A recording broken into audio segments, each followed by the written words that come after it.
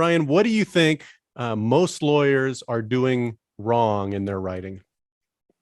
That's a very long list, and it's sort of inspired, something else. Some one or more sort of flaws or misconceptions. I think has inspired every chapter of my book and every post of the blog. But if I were to sort of pinpoint a couple of things, first of all, the reliance on legalese and ritual phrases to this day is very, it's almost gotten to the point of being surprising to me because of how the legal writing gurus, whether they're sort of popular writers about it, as well as legal writing academics, have all moved to a plain language style and to advocating it. I mean, I'm not aware of any legal writing expert who has ever said, you know what, we need more legalese.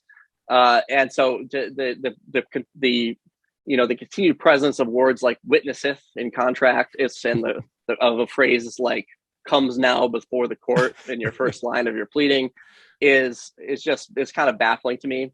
And all of that is ultimately clutter that can go.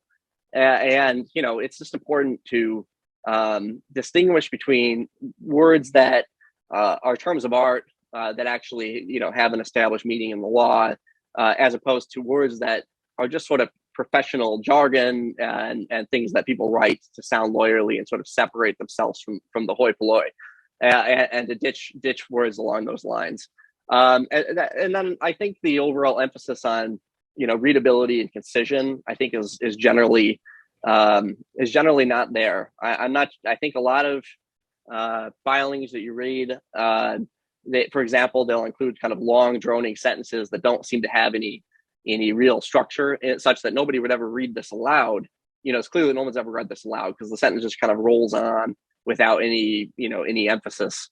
And there's a lot of things like that. I mean, there's just legally switching to a plain language style and aiming to be concise would be the number one thing that would improve most lawyers' writing.